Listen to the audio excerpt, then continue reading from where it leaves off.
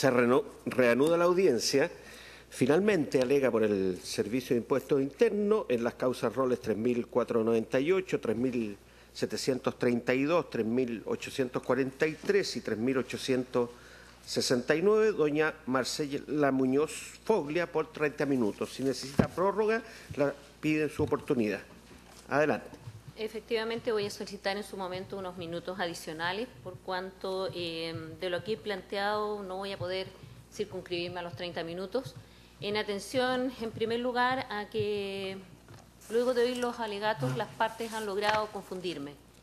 Y debo tener, no tengo claro en contra de qué están recurriendo, no tengo claro los fundamentos. ¿Y por qué eso es excelentísimo tribunal? Porque han insistido consistentemente, por un lado, en decir que es el criterio, la interpretación administrativa que de las normas tributarias ha hecho el servicio, para luego decirnos, no, no es el oficio 137 en donde está contenida esa interpretación administrativa. No sé si es posible tener claro el escenario o la forma en que ellos los plantean. Insiste esta parte en que las alegaciones que hemos oído son cuestiones de mera legalidad. ¿En qué sentido? Que lo que a ellos les causa problema es la aplicación que de las normas tributarias ha hecho el Servicio de Impuestos Internos relativo a una situación particular de gastos necesarios o no necesarios para producir la renta. Insistimos, estas cuestiones dicen aplicación directa de una norma en un asunto concreto que va a ser conocido por el tribunal llamado por la ley para resolver las controversias entre las partes, que es el Tribunal Tributario y Aduanero. Tenemos, por un lado, una parte que me dice, no impugno el oficio, y otra parte me dice, impugno el contenido de esa interpretación.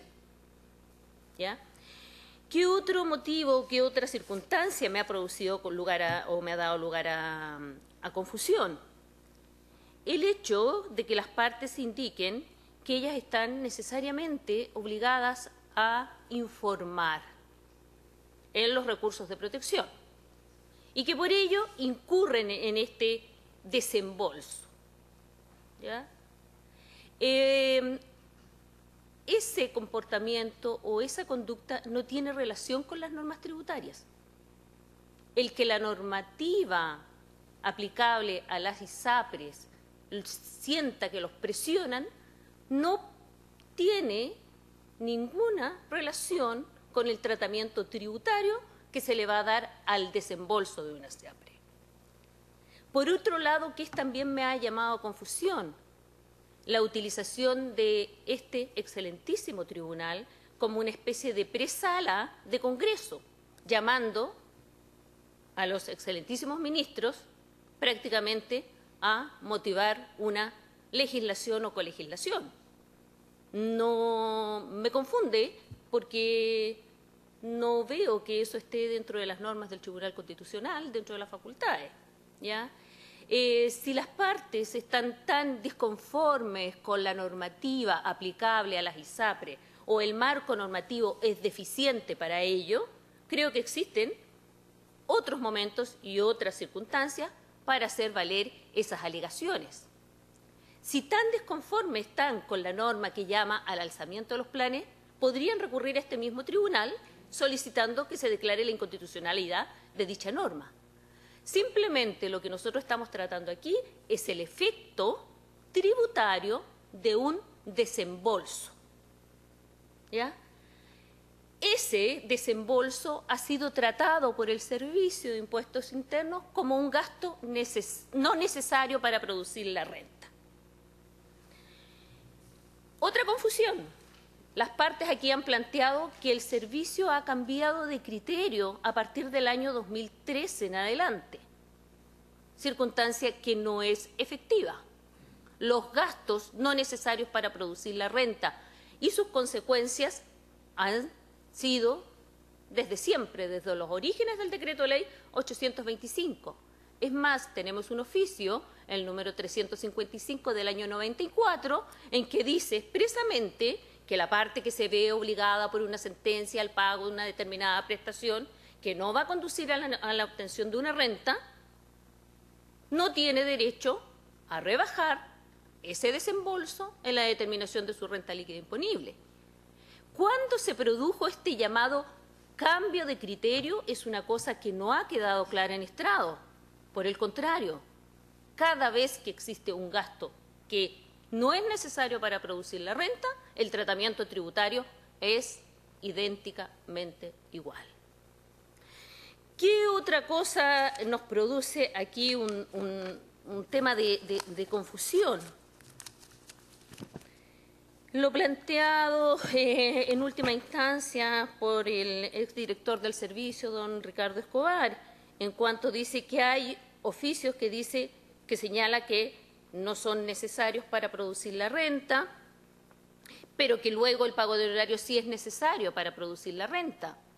Pero si ustedes prestaron atención a la lectura del oficio del Servicio de Impuestos Internos, expresamente se indica que en ese caso son gastos necesarios porque esa actividad era necesaria para la mantención del giro o del negocio. Y entonces estaba el elemento adicional que era fundamental para calificar el gasto como necesario. Por otro lado, me dicen, no tenemos problema en que se va a declarar inaplicable el inciso primero del artículo 31.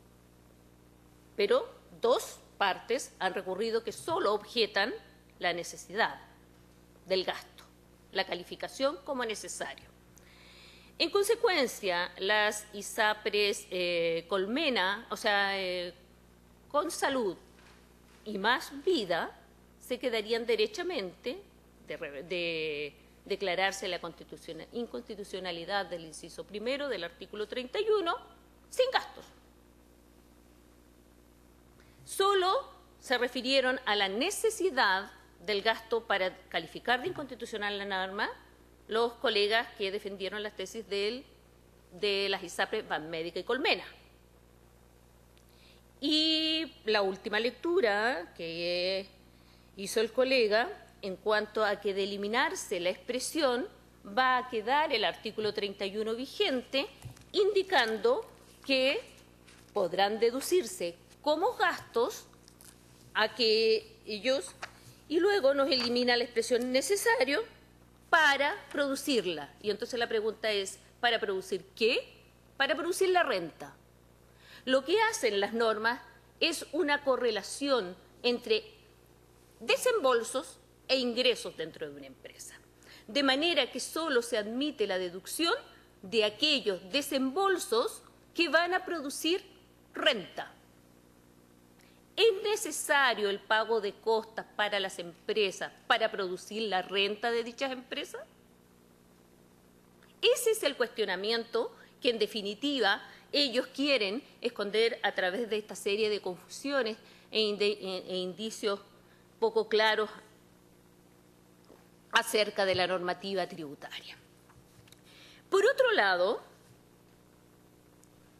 ustedes habrán oído también como yo que algún colega dijo una mínima parte de los afiliados recurre, pero luego nos dijeron las cantidades que el servicio está pretendiendo cobrar son exorbitantes. Entonces, si es tan mínimo como la cantidad en costas es tan relevante en estos momentos. ¿Por qué? Y efectivamente es irrelevante para ellos en el sentido cuantitativo. La verdad es que los ingresos tributarios declarados por las empresas, ninguna de las cuales hizo referencia en estos momentos, son de miles de millones y, por tanto, efectivamente puede ser una parte bastante poco sustantiva dentro del universo de ingresos. Entonces, planteadas mis dudas a modo de reflexión y compartidas con este tribunal, quiero entrar de lleno a lo que va a ser mi alegato. Como bien expuso el profesor Escobar, quien he tenido el honor de tenerlo de director y de profesor en distintas oportunidades, el tema de los gastos rechazados es fundamental dentro de la ley de impuesto a la renta. La ley de impuesto a la renta es la estructura que nosotros conocíamos hasta antes de la reforma del año 2014, parte de la base de un sistema dual de impuestos, en que las rentas que obtienen las empresas se afectan con el impuesto de primera categoría para luego integrarse en el global complementario. De manera que los dueños de las empresas, personas naturales, a través de la serie de cadenas que se puedan ir produciendo de sociedades que se interpongan, son quienes en definitiva soportan el impuesto o los impuestos en el país.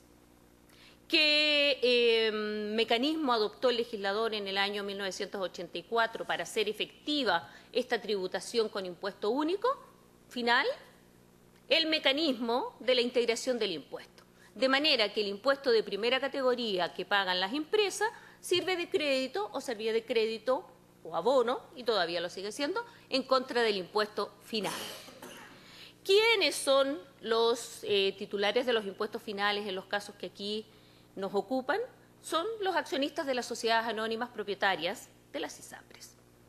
Y entonces, ¿cuál fue la función del artículo 21? También lo han señalado en el estrado, es una norma antielusiva que pretende evitar la dilación de los recursos a nivel de las empresas o en forma previa, porque en definitiva, si se rebajan en forma desmedida gastos que no son necesarios para producir la renta, no van a estar disponibles luego para su distribución a los propietarios de las empresas. De esta forma se lograba rebajar la carga final de quienes sí soportan el impuesto. En consecuencia, el mecanismo del artículo 21 es un mecanismo especial que pretendía afectar con un impuesto único, y aún lo sigue siendo, a ciertas empresas, como las que tenemos aquí presentes, constituidas bajo la forma de sociedad anónima, en la cual no podemos identificar quiénes son los dueños, con un impuesto único. Y eso no significa que estas empresas pagan impuestos de primera categoría y además el impuesto único. Pagan simplemente el impuesto único porque las mismas normas hoy en día y las instrucciones del servicio en su oportunidad permitían desagregar de la base imponible del impuesto único el impuesto de las mismas partidas que estaban siendo afectadas o que hubiesen sido afectadas en el impuesto de primera categoría.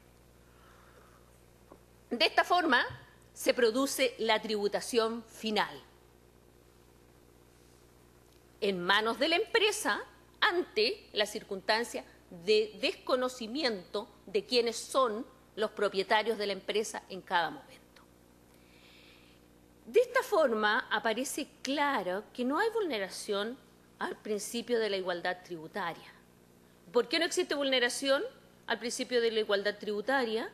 Porque simplemente lo que hace el legislador es anticipar el pago de un impuesto que en definitiva iba a pertenecer al propietario de las empresas.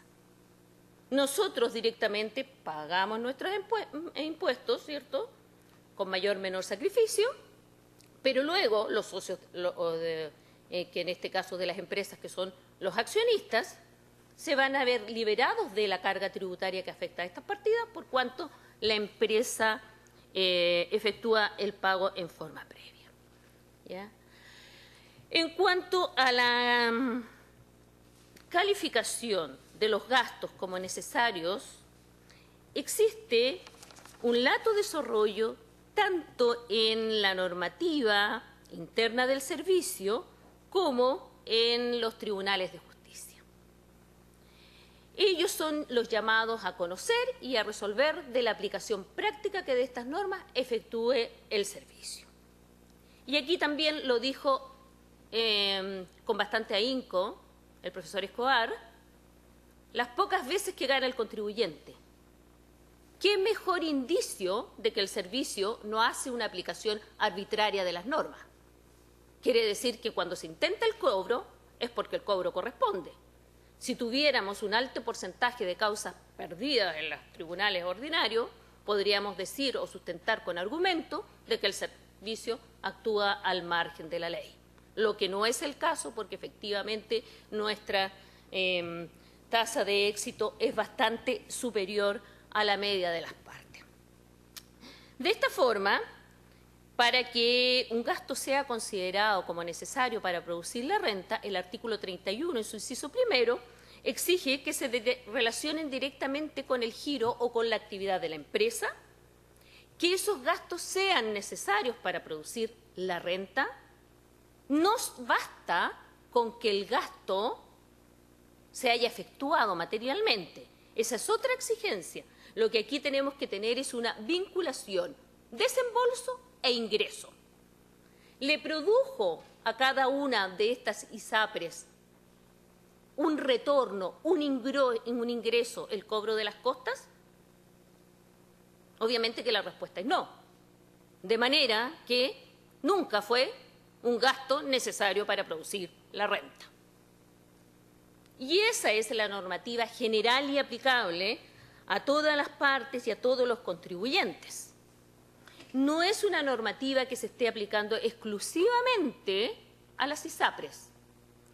Nosotros pudiésemos efectuar o haber traído una estadística, la gran cantidad de causas o de cobros por desestimación de gastos necesarios que se producen a lo largo del tiempo. Es un tema, sin duda, que da lugar a análisis, que da lugar a revisión. No es un tema del todo pacífico y es una de las fuentes de conflicto entre los contribuyentes y la administración tributaria. Pero no por ello dicha norma es inconstitucional, por cuanto existen los mecanismos y los procedimientos judiciales necesarios para la revisión del criterio que haya aplicado el Servicio de Impuestos Internos.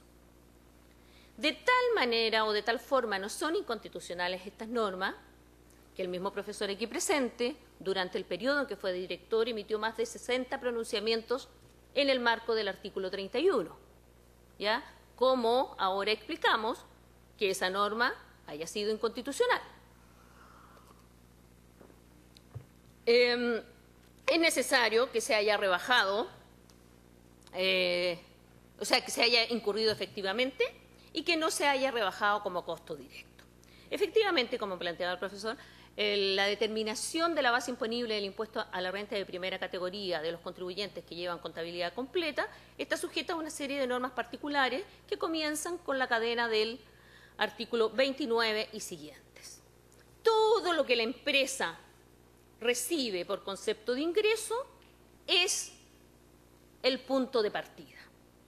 Luego se rebajan los costos directos y luego viene la rebaja de los gastos necesarios para producir la renta y la renta del ejercicio.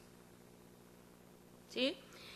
De esta forma vamos a llegar nosotros a la determinación de una renta líquida que luego de una serie de otros ajustes que se imponen, y ahí entra el artículo 33, un ajuste que la ley establece para que esa renta líquida adquiera el carácter de renta líquida imponible, que es igual a decir base imponible del impuesto a la renta de primera categoría. ¿Cuáles son los desembolsos que la doctrina y la jurisprudencia ha insistido que solamente pueden rebajarse? Aquellos que dicen relación directa con el giro del negocio y que son necesarios para producir la renta, de manera que sean inevitables y obligatorios.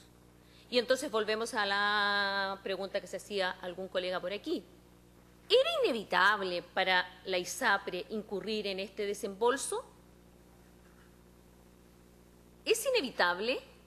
Y entonces determinemos la naturaleza jurídica de las costas.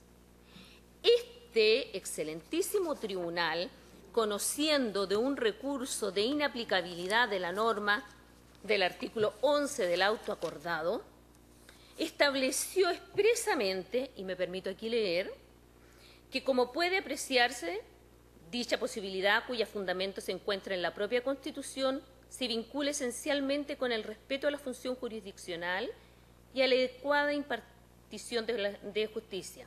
En cuanto, como se ha dicho, la condena en costas busca desincentivar al litigante temerario o abusivo.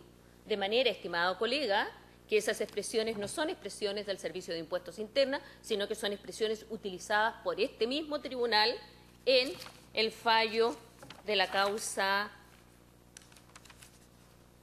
Roll, me disculpo un momento, de la causa Roll 1557 del año 2009.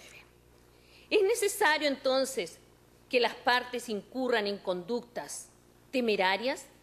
Es necesario que las partes y que las ISAPRES alcen los planes de salud.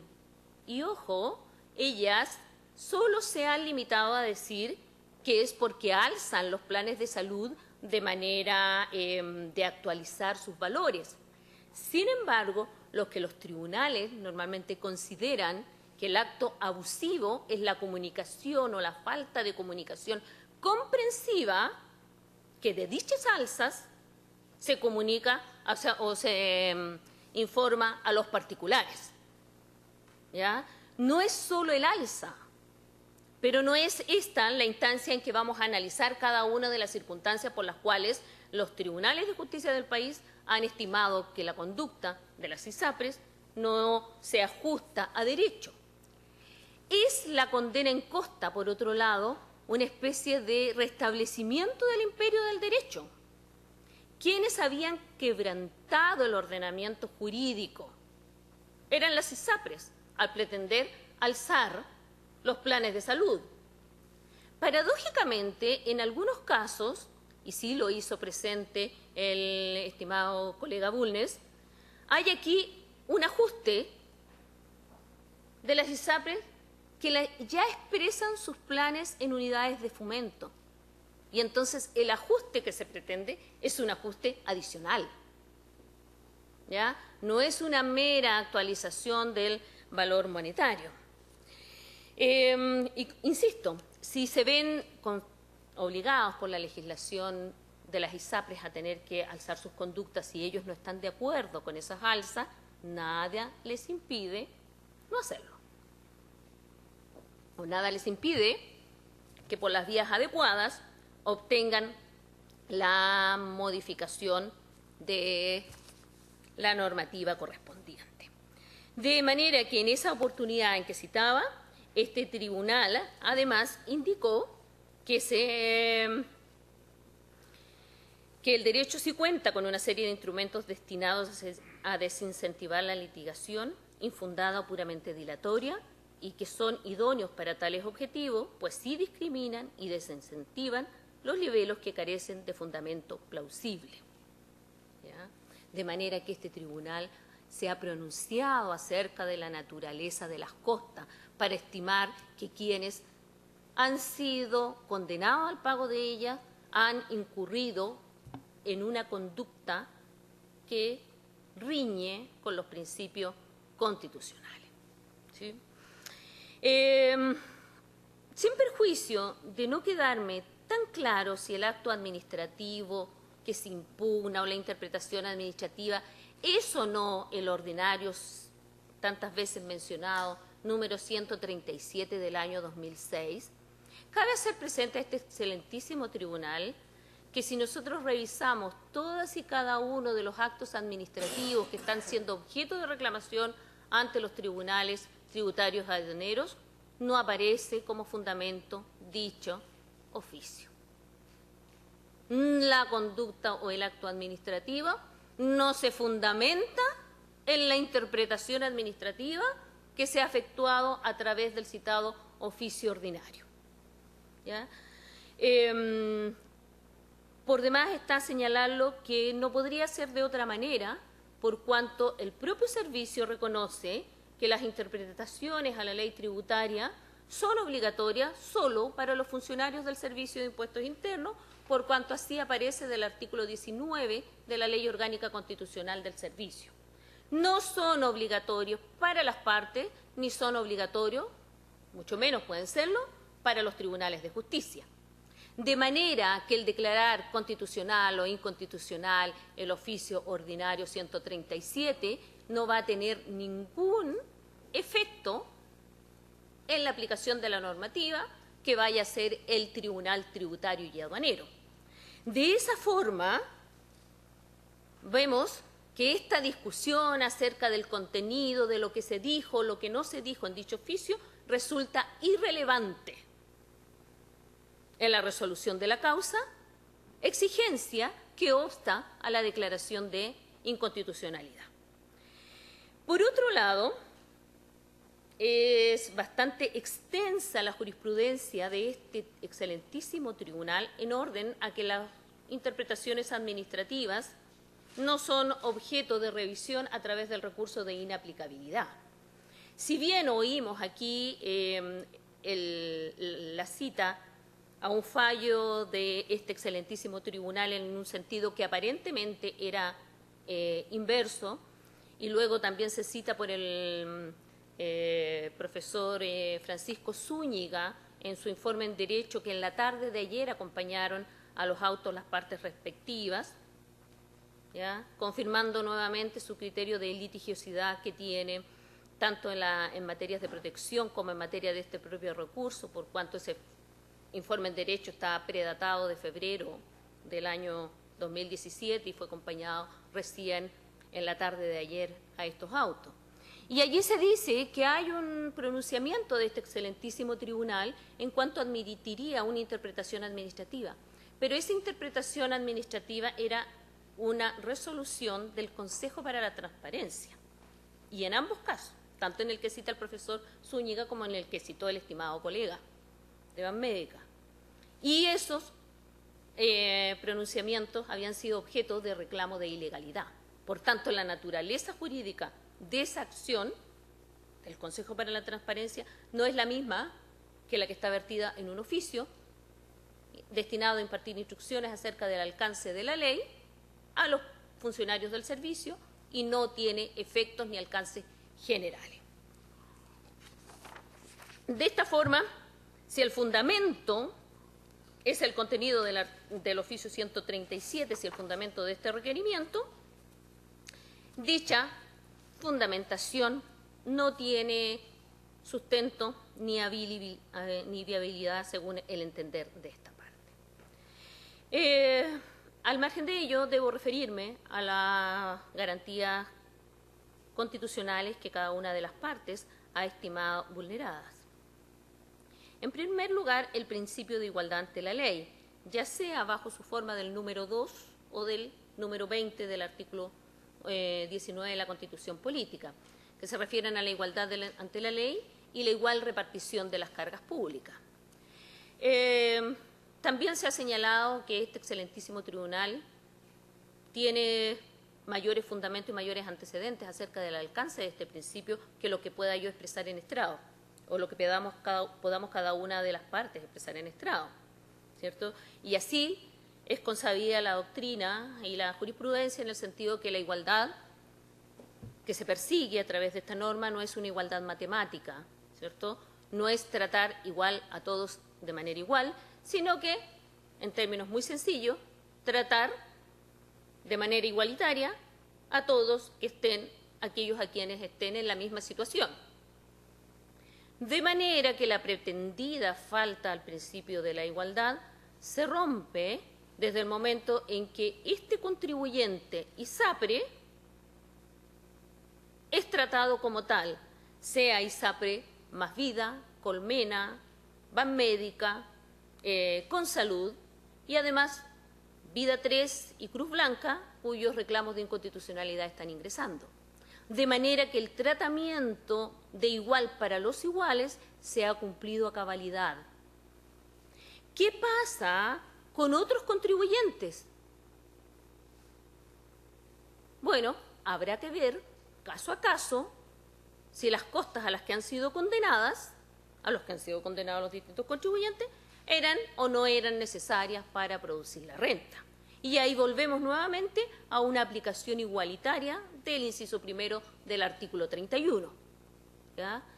Pero el carácter que tienen todos los contribuyentes que han concurrido a este estrado es el mismo y el tratamiento tributario ha sido el mismo. ¿Ya? Distinto hubiese sido el escenario si solamente se hubiese pretendido el rechazo respecto de una ISAPRE y no respecto de otra. La calificación de necesario, entonces, apunta a la naturaleza del desembolso, a su vinculación con la obtención de la renta y, en este caso particular, al alza, ¿cierto?, desmedida, injustificada, ilegal y arbitraria que han pretendido todas las ISAPRES del país. Si fuesen 10 ISAPRES, tal vez los procedimientos de fiscalización se hubiesen encauzado en contra de las 10 ISAPRES. ¿Por qué? Porque se da el tratamiento igualitario a quienes están en la misma condición y no un tratamiento desigual. En cuanto a la tutela jurídica y el derecho a defenderse que han planteado en relación con el número 3 del artículo 19, cabe señalar que a juicio o a nuestro entender, efectivamente lo que han pretendido los tribunales del país en condenar en contra de las ISAPRES es permitir efectivamente el acceso a la justicia. ¿Sí? Y por ello es que, si bien, como han indicado algunos, ¿por qué no se les ha rechazado el gasto de los desembolsos de sus abogados? Porque para ellas era un gasto necesario, pero no es necesario para ella cubrir el gasto en el que tiene que incurrir su cliente o afiliado para simplemente ordenar el restablecimiento del imperio del derecho. Ese es el gasto que se objeta, como bien también lo habían aclarado bajo otra connotación. Por mis 15 minutos adicionales. ¿15? Ya. Por otra parte, el acceso a la justicia está efectivamente consagrado y contemplado. ¿Cuál es la acción pendiente? Cada una de estas ISAPRES ha deducido reclamación ante el tribunal llamado por la ley para conocer las controversias entre los contribuyentes y el Servicio de Impuestos Internos, los hoy llamados tribunales tributarios y aduaneros establecidos en virtud de la ley 20.322. ¿Ya? Tienen acceso a la justicia, no se ha vulnerado el acceso a la justicia y allí será objeto de análisis y revisión la aplicación que de la ley haya hecho o haya pretendido el Servicio de Impuestos Internos. ¿Ya? No debe confundirse, ¿cierto?, el acceso a la justicia con la posibilidad de controvertir lo que plantea el Servicio de Impuestos Internos.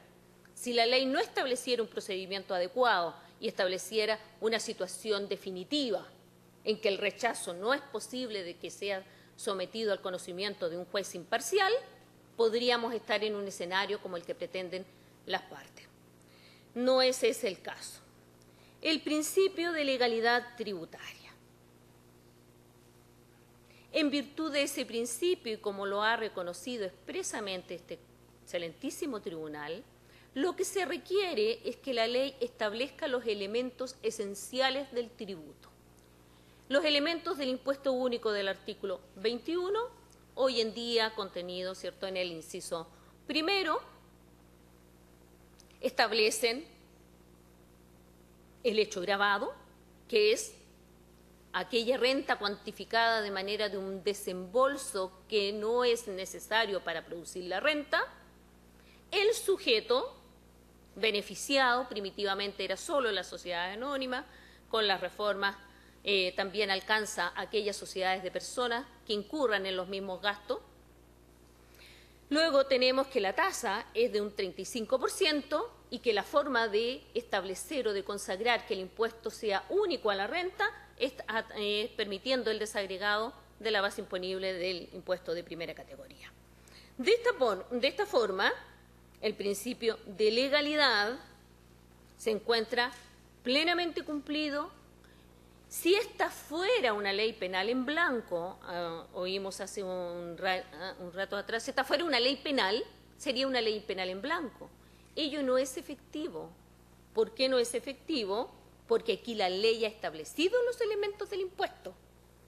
Distinta es la forma en que lleguemos a cuantificar ese elemento en función, a lo mejor no de la mejor de las técnicas tributarias, de remitirnos a otra norma, pero es la ley la que establece cuáles son las partidas que van a ser objeto de este gravamen único.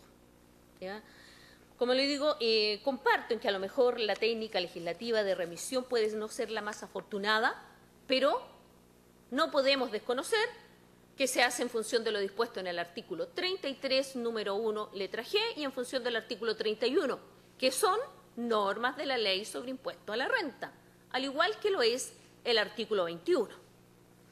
Por otro lado, tenemos que las INSAPRES también han invocado, aunque efectivamente no lo han desarrollado latamente en estrado, que a través de este accionar el Servicio de Impuestos Internos le estaría afectando la garantía constitucional del derecho a desarrollar cualquier actividad económica, ¿ya? Y tal vez dicho argumento, dicho derecho, las mismas partes han entendido que no ha sido violado y por ello es que no lo han planteado en estrado. Una de las partes acaba de señalar que una de las razones, aparentemente, por las cuales una de estas ISAPRES habría quebrado sería por el tema de las costas. Y allí no debemos desconocer que es de conocimiento público que los motivos de la organización interna de dicha empresa fue la que llevó a la quiebra, no es el tema de las costas, ¿ya? Tanto es así que los socios de las distintas sociedades que componían Más Vida, en el caso en particular, tienen querellas entre sí. O sea, los actos u omisiones no dicen relación con las costas. El servicio no ha afectado el derecho a desarrollar cualquier actividad económica. Producto es que, pese a todos estos años, las empresas siguen funcionando y siguen funcionando con resultados que para solo efectos tributarios alcanzan sumas millonarias, 10.600 millones en el caso de Consalud solo para el año 2013, 9.300 para el año 2015 y así sucesivamente, ¿ya? Su derecho a desarrollar cualquier actividad económica no se ha visto impedido por este rechazo en costa, de las costas como gasto necesario para producir la renta, ¿ya? Es más, los márgenes de utilidad de estas empresas, si nosotros analizamos en periodos de crisis económica y comparamos esta cifra con el promedio de las demás empresas del país, puede resultar ser incluso muy superior a la media. Circunstancia que no es objeto de este recurso, sino que solamente para los efectos de dar luces acerca de la forma en que no se impide el ejercicio de su actividad. El principio de la confianza legítima, tan latamente desarrollado por los dos primeros colegas, no se ve afectado. Nunca existió un pronunciamiento previo del servicio en que dijera que las costas se aceptaban, ¿ya? A lo mejor puede haber una limitación temporal en los periodos que se han revisado por cuanto operan las normas de prescripción. Y el servicio no puede extender su revisión a otros periodos que están más allá de los plazos del artículo 200 del Código Tributario. Pero no constituye ni existe un acto ni un oficio que que haga hecho saber a las partes que los desembolsos por costas van a ser aceptados para producir la renta. De manera que el Servicio de Impuestos Internos, a través de las liquidaciones emitidas a cada una de las empresas requirentes en estos autos, no ha hecho otra cosa que dar aplicación a las normas que la ley del impuesto a la renta determinan o hacen determinar el tratamiento tributario para un desembolso determinado.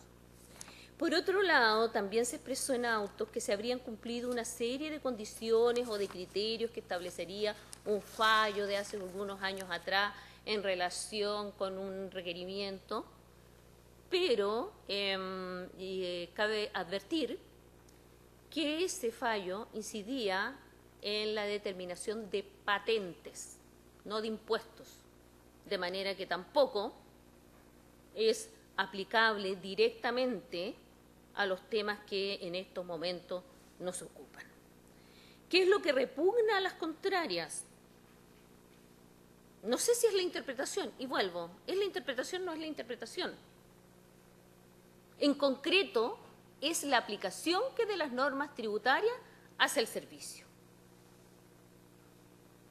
Y esa materia es una materia que debe ser revisada a través de un procedimiento de lato desarrollo establecida en el libro 3 del Código Tributario y, por tanto, no es una cuestión que debe ser analizada en estrados.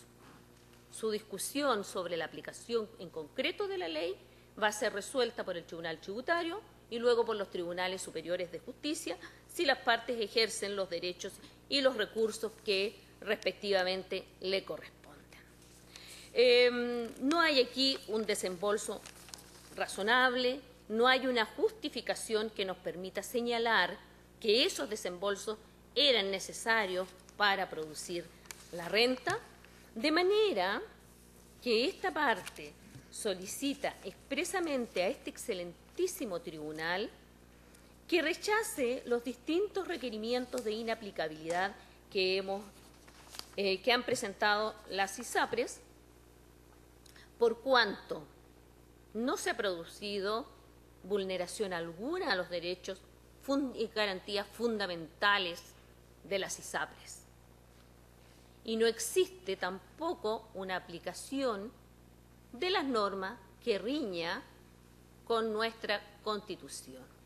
El artículo 19, número 20, asegura a todas las personas la igual repartición de las cargas públicas. Y entonces, si se declara la aplicación o que no deba aplicarse la norma del artículo 31, esa interpretación sí violaría la garantía constitucional. ¿Por qué? Porque se estaría beneficiando a un grupo reducido de contribuyentes de ver o de limitar la aplicación de una norma de carácter general establecida para todos los contribuyentes que determinen renta efectiva conforme a las normas de la contabilidad completa, como lo es el artículo 31, el artículo 33 y el artículo 21 de la Ley de la Renta. Y entonces, ¿por qué vamos a dar un trato más privilegiado a las ISAPRES? Por otro lado, el servicio no ha hecho otra cosa que hacer efectiva la función para la que está establecida: fiscalizar y controlar la aplicación de la normativa tributaria. El problema de si el servicio es colegislador, participa o no participa en la dictación de las leyes, es un problema que no tiene cabida en estas discusiones. ¿Por qué? Porque el servicio no legisla ni colegisla. ¿Sí? De manera entonces que a través de una serie de afirmaciones se ha utilizado este estrado para hacer peticiones que dicen relación con la aplicación de la normativa que rige a la ISAPRE y que, insistimos, de ser tan efectiva la falta de constitucionalidad de esas normas, existe la vía, y esta misma vía, para impugnar su aplicación. ¿Ya? No puedo entrar al detalle de qué forma esa normativa obliga a las ISAPRE, porque aunque la ley se presuma conocida por todos y como todos lo sabemos, no es una materia que esté, ¿cierto?, conociendo habitualmente, y por tanto simplemente desconozco los motivos por los cuales las ISAPRES estiman que están obligados a alzar los planes en detrimento de sus afectados, incurriendo en abuso, en falta de fundamentación con sus respectivas cartas o actuaciones. Y la falta de fundamentación no dice necesariamente solo relación con la falta de palabras. Muchas veces a nosotros nos han llegado alzas a través de unas cartas, ¿cierto?, en que leemos unos porcentajes que a lo mejor no somos capaces de comprender. La obligación de la ISAPRE para evitar la condena en costa es el respeto a las garantías constitucionales de sus afiliados. Y lo que aquí se está discutiendo es el efecto tributario de una actuación temeraria y contraria a la ley que han efectuado los contribuyentes. Y con esto pongo término a mi alegato para solicitar, una vez más, el rechazo de los 4 requerimientos cuyos alegatos hemos oído en esta audiencia, con expresa condenación en costas a cada una de las partes requerentes. Muy bien, señoras ministras, señores ministros, ¿tienen preguntas que hacer? Ministro Letelier, después el ministro García y después la ministra doña Marisol Peña. y finalmente el ministro Romero. Adelante, el ministro Letelier. Gracias, presidente. Por su intermedio, a la señora abogada de Impuestos Internos. 3 preguntas. Primero, usted señaló que el artículo 21 era una norma antielusiva. ¿Eso puedo yo señalar y concluir de que hay acciones elusivas de la ISAPRE? No, No, perdón, esa es la primera pregunta. Ya. Segunda pregunta, señora abogada, por su intermedio, presidente. Usted señaló que respecto a los demás contribuyentes en el tratamiento tributario de las costas procesales, está caso a caso. ¿Pudiera usted ejemplificar a este tribunal en qué caso sería gasto innecesario y en qué caso no? Y en tercer término, preguntarle qué tratamiento tributario tenían las costas respecto a este grupo de empresas en relación antes de la circular 137. Esas son mis preguntas, señor presidente. respondo de inmediato. Bien, las normas antielusivas son denominadas así por cuanto el legislador pretende efectuar algún atajo o alguna medida para evitar la dilación. ¿Por qué esta norma es antielusiva? Porque a través de estos desembolsos, de permitir su rebaja en la base imponible del impuesto de primera categoría, va a hacer que la renta líquida de las empresas sea menor de la que en realidad corresponda, de manera que cuando distribuyan utilidades a cada uno de sus accionistas, van a tener disponible un pozo menor que repartir, del que en realidad corresponde. ¿Sí? No sé si aclaro su respuesta. Luego, caso a caso, nosotros tenemos, no recuerdo los números, pero tenemos pronunciamientos, incluso gastos de la Corte, discusión de la Corte Suprema, ¿cómo se llama el de Bahía Salmones? Salmones australes, que si usted necesita, en los cuales se aceptó el gasto por honorario y no... El solo hecho de que en el oficio 137 se indica que no se aplica a los demás de esa forma, significa que debemos revisarlo caso a caso. Esa es la lectura del artículo la lectura correcta del artículo 137. Ya no tengo en estos momentos otros antecedentes concretos porque no lo estimamos que el 137 no debía ser objeto de esta controversia. ¿Sí? Ministro García. Sí, muchas gracias, presidente, por su intermedio. Quisiera hacer preguntas bajo una hipótesis, en el sentido de qué acontecería con hipotéticos aceptaciones de la inaplicabilidad aquí planteadas, porque, como ya se expusieron, son inaplicabilidades diferentes. Entonces, quisiera ir haciendo preguntas porque desconozco las aplicaciones de las reglas tributarias, no tenemos por qué nosotros conocerlas y admitimos esta regla de humildad de este tribunal, por lo menos en lo que a mí respecta. Entonces quisiese preguntar los efectos de las aplicaciones de algunas de estas reglas que ustedes sugieren.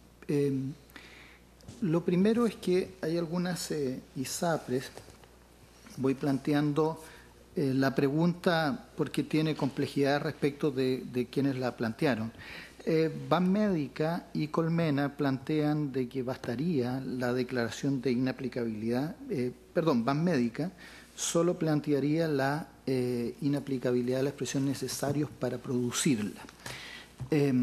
Entiendo que claramente eso no es una cuestión compartida por las demás y en particular por el representante de Colmena, sí. Lo que quisiera saber es cuál es el efecto que significa en el concepto del representante de Banmédica, del representante de Colmena y del Servicio de Impuestos Internos el eliminar esa frase, la expresión necesarios para producirla. Muchas gracias, ministro, por la pregunta.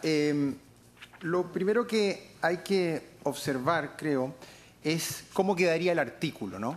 Y el artículo 31 quedaría de la siguiente forma. Dice, la renta líquida de las personas referidas en el artículo anterior se determinará deduciendo de la renta bruto todos los gastos necesarios para producirla que no hayan sido rebajados, etc. Por lo tanto, quedaría deduciendo de la renta bruta todos los gastos que no hayan sido rebajados en virtud del artículo, etc. Entonces, ¿qué es lo que sucede aquí?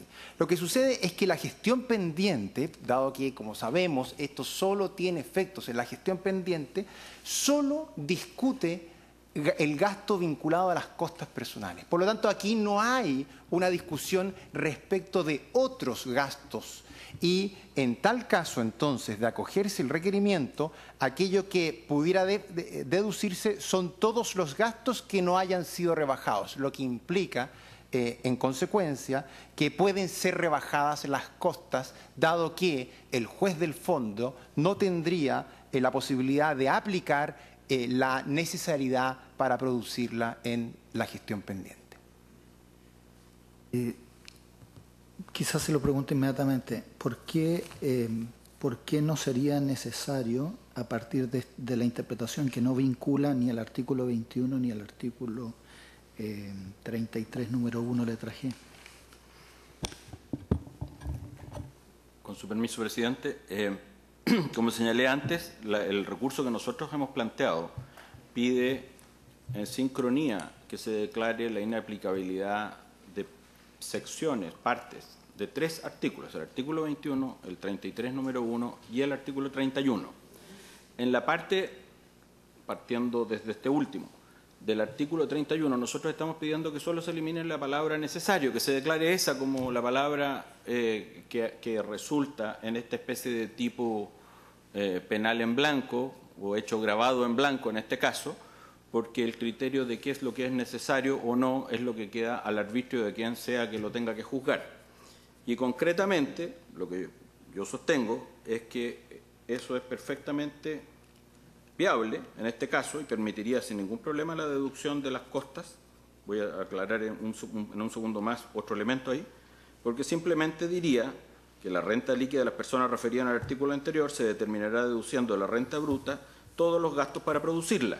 Y un gasto para producirla es este. Y aquí quiero corregir un elemento que recién mencionó la colega. La legislación que ella señala que no conoce, la legislación de ISAPRES, obliga a que cuando se van a subir los planes tengan que subírsele en forma pareja a todos los miembros de ese plan. No hay alternativa. No es posible que unos sí y otros no. Por lo tanto, cuando las ISAPRES notifican estas alzas y obtienen alzas de ingresos como consecuencia de que la mayor parte de todos los contribuyentes no reclama, esos ingresos son directa consecuencia de una única acción que es la única que pueden hacer de acuerdo a la ley. Entonces, en este caso, estamos frente a un gasto que la colega decía aquí, no hay una vinculación entre este gasto y un ingreso. Desde luego que la hay. Es el gasto en el que hay que incurrir, dados los reclamos que tienen estas personas, para poder obtener los otros ingresos de todos los demás que no reclamaron. Dado todo el contexto normativo, no es que esto lo hayan inventado las ISAPRES, esta es la situación hoy día. Entonces, este es un gasto para producir la renta. ¿Cuál renta? La que se obtiene del alza de todos los demás contribuyentes.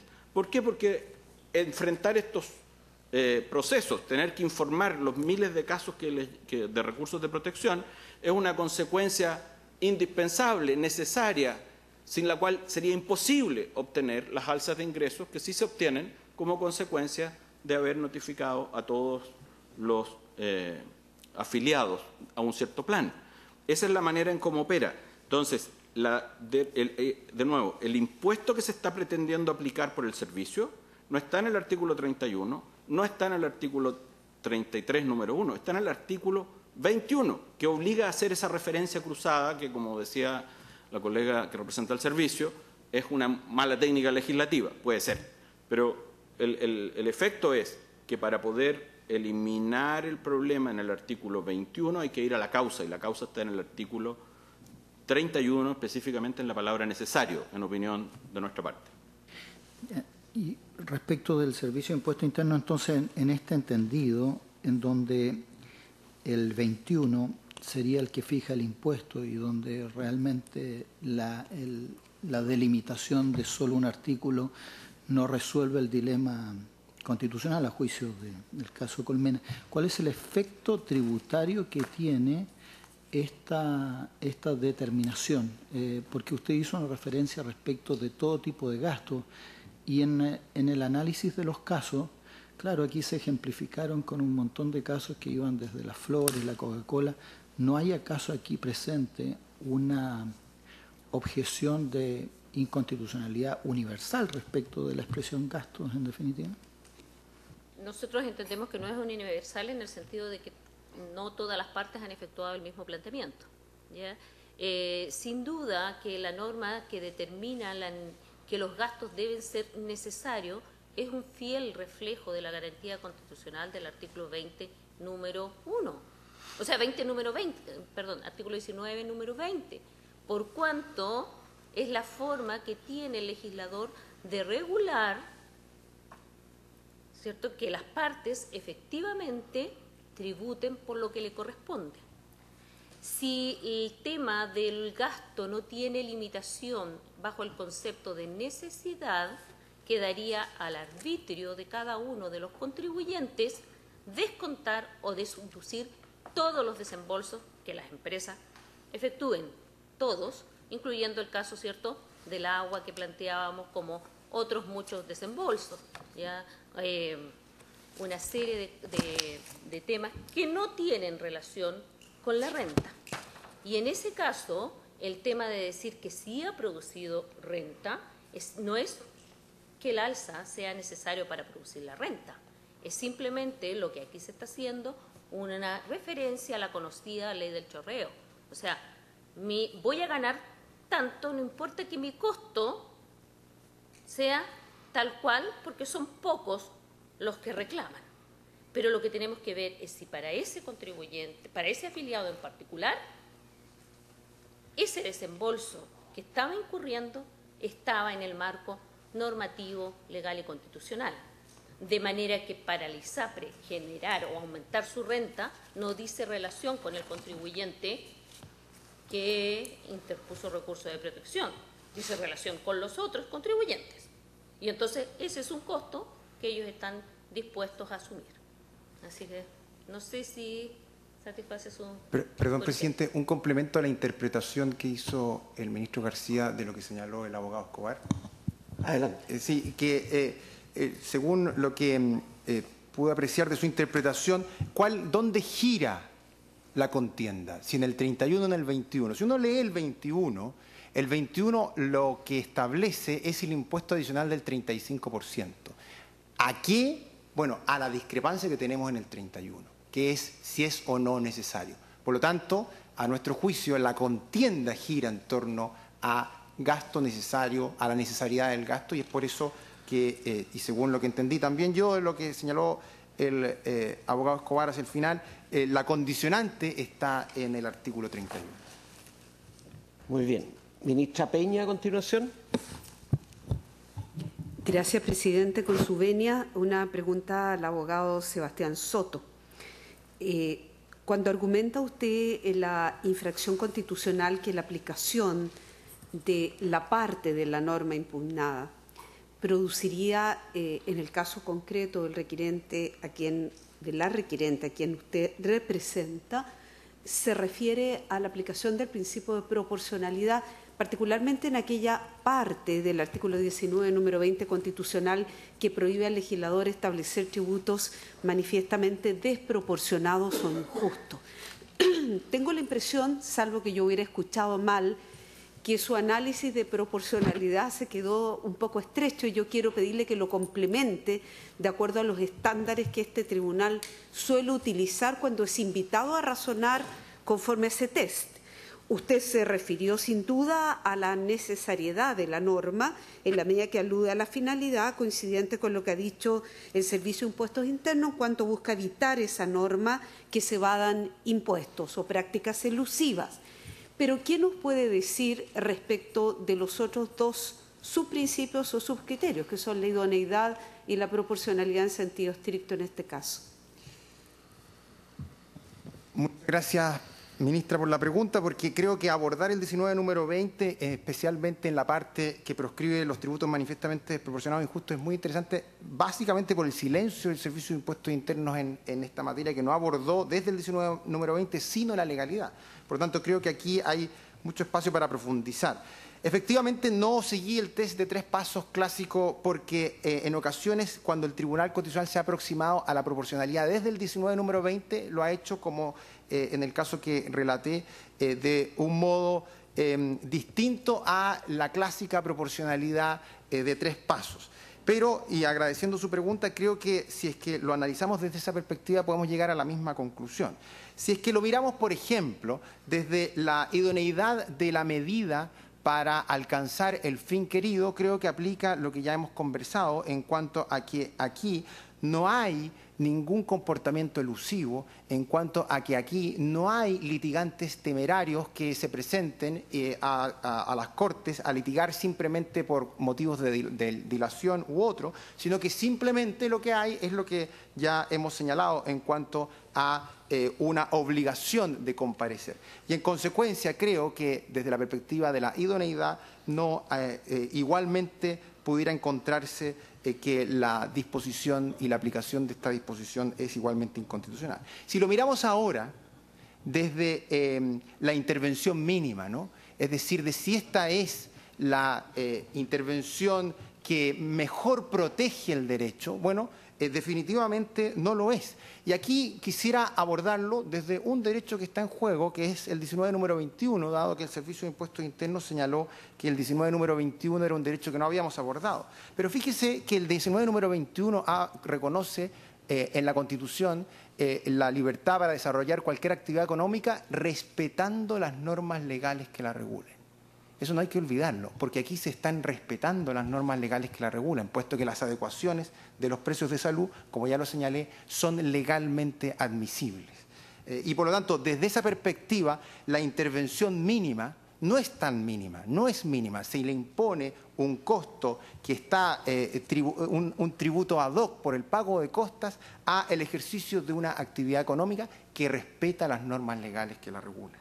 Y por último, desde la proporcionalidad en sentido estricto, ministra, creo que eso podemos analizarlo desde distintas perspectivas, pero considero que eventualmente el análisis cuantitativo que ya se ha hecho, es decir, lo que esta carga implica para esta ISAPRE desde una perspectiva cuantitativa, es decir, el balance, para seguir los términos de la proporcionalidad clásica, que se hace entre los derechos en juego, si miramos la faceta cuantitativa o incluso si miramos la faceta cualitativa del ejercicio del derecho, es decir, un marco regulatorio en donde la ISAPRE se le impone justamente una obligatoriedad de mantener al cotizante, una obligatoriedad de mantener al plan, pero no se le impone la obligatoriedad de mantener el precio, bueno, ese balance legislativo que impone el legislador, que puede ser razonable y que no está siendo discutido aquí al momento de aplicar la norma en cuestión. No al momento de interpretarla, sino que al momento de aplicar esa norma por parte del Servicio de Impuestos Internos es que vulnera ese balance, es que vulnera el balance tanto cuantitativamente como cualitativamente de lo que nosotros pudiéramos decir son los derechos que están en juego de la ISAPRE. Muy bien. A continuación, hace su pregunta el ministro Romero. Presidente, ¿necesito hacer la pregunta? Ya que coincide con la que hizo el ministro García. ¿Retira la pregunta? Sí. Muy bien. No habiendo más preguntas, en consecuencia, concluida la audiencia.